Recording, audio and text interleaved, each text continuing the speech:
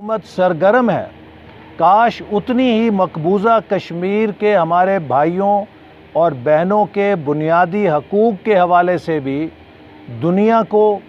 برابر کرا سکے کہ وہاں پر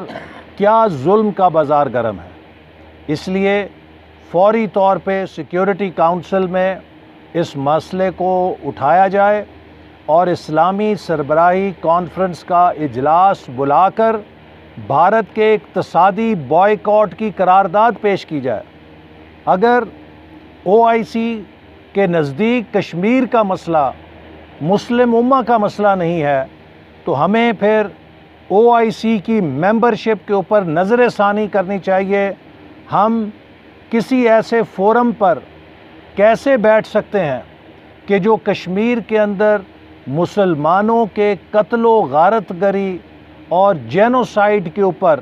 آنکھیں بند کر کے رکھے اور اسے مسلم امہ کا مسئلہ نہ سمجھے۔ میں پھر شہید سپاہی توصیف کے والد کو یقین دلاتا ہوں کہ پوری قوم آپ کے ساتھ ہے، آپ پہ فخر کرتی ہے۔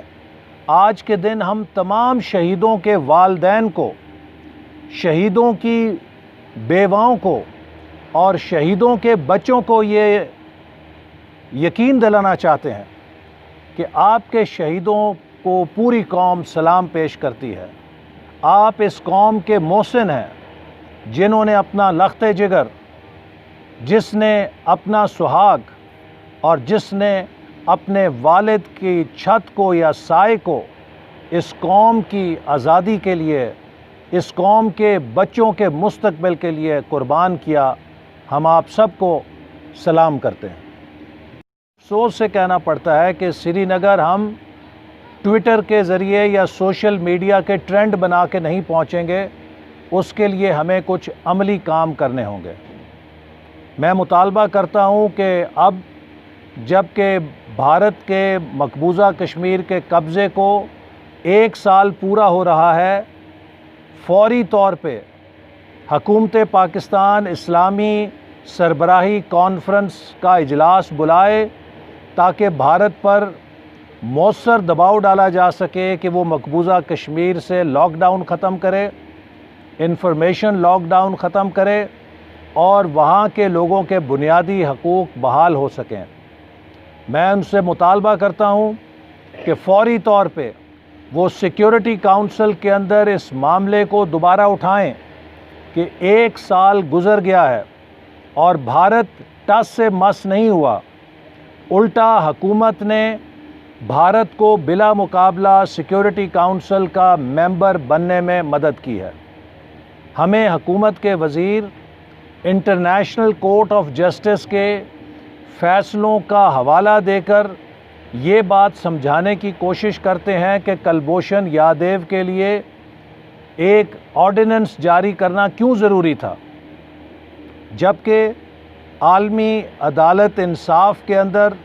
حکومت یہ موقف لے چکی تھی کہ ہمارے قانون کے نظام میں کوئی سکم نہیں ہے اور ملٹری کورٹ کے خلاف ہائی کورٹ میں اپیل کی جا سکتی ہے۔ تو پھر کلبھوشن یادیو کو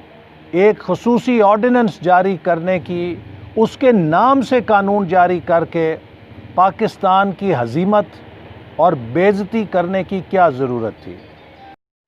آج میں شہید سپاہی توصیف کے گھر حاضر ہوا ہوں کیونکہ عید قرباں ہمیں قربانی کے جذبے کی تعلیم دیتی ہے، اور ہمارے وہ شہید جنہوں نے اس پاک وطن کے لیے اور ہماری آزادی کے لیے اپنی جان قربان کی، اس سے اعلیٰ اور بڑی قربانی کی کوئی مثال نہیں ہو سکتی۔ اس عید قرباں پہ ضروری ہے کہ ہم اپنے ان شہیدوں کو یاد کریں، اپنے ان شہیدوں کو خراج تحسین پیش کریں جنہوں نے اپنی جان کا نذرانہ ہمارے وطن کی آزادی اور حفاظت کے لیے جان کی قربانی سے نذرانہ پیش کیا۔ ہمیں فخر ہے اپنی دھرتی کے اس سپوت پر، اور ہمیں فخر ہے ان تمام شہیدوں پر جو दुश्मन के अज़ाइम खाक में मिलाने के लिए आज भी पाकिस्तान की धरती और सरहदों पर चौकस खड़े हैं और दुश्मन के अज़ाइम खाक में मिला रहे हैं। आज के दिन ये भी ज़रूरी है कि हम मकबूजा कश्मीर में अपने उन कश्मीरी बहनों और भाइयों से यकजहती का इजहार करें कि जो भारत के जुल्म और इस्तबदाद का 70 साल से मुकाबला कर रहे हैं, लेकिन गुज़श्ता 1 साल से जब भारत ने मकबूजा कश्मीर पे कब्ज़ा किया, उसके बाद से वो मुसलसल लॉकडाउन और इंफॉर्मेशन ब्लैकआउट का सामना कर रहे हैं।